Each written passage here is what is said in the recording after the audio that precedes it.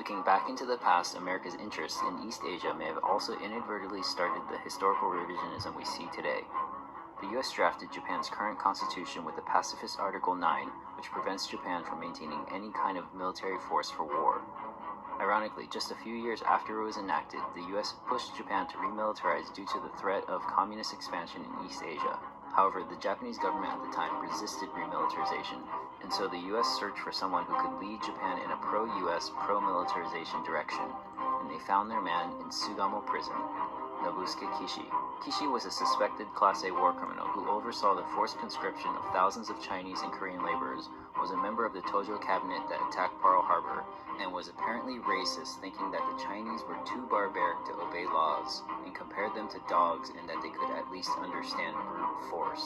Despite all this, the U.S. released Kishi from prison and supported his rise to prime minister while secretly funding a campaign spending up to $10 million a year to influence Japanese politics to keep his party, the LDP, in power.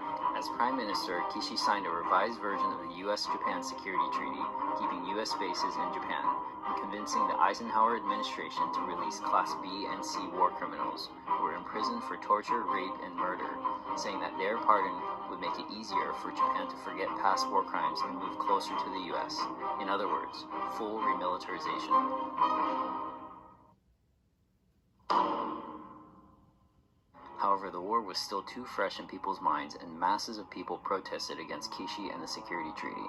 Kishi was forced to resign and was never able to achieve his final goal of abolishing the pacifist Article 9 from the Constitution.